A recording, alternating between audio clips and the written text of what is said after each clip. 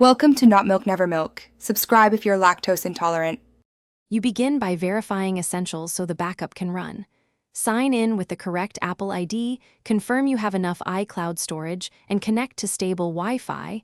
Plug the device into power. Once connected, open Settings, go to iCloud Backup and toggle it on. Make sure iOS is up to date, because system updates fix backup bugs. After that, tap Backup Now to start a manual attempt. This forces the process and shows immediate status, so you know it began.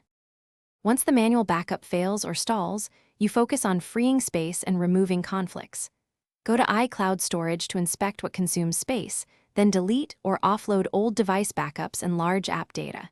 Make sure Photos uses Optimize iPhone storage or move videos to another drive, since media often blocks backups. Also, selectively disable app backups for big, non-essential apps to shrink the payload.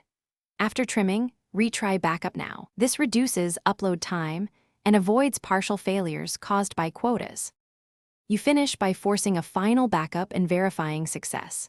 Tap Backup Now, watch the progress, and check the last backup timestamp to confirm completion. If problems persist, sign out of iCloud, restart the device, then sign back in to refresh credentials and syncing tokens. This often clears stuck jobs. If that fails, reset network settings to clear connectivity issues, or note any error codes and contact Apple support. The key troubleshooting tip: always check error messages and timestamps. They pinpoint whether it's storage, network, or account related. Thanks for watching. If this was helpful, leave a like and consider subscribing. See you next time.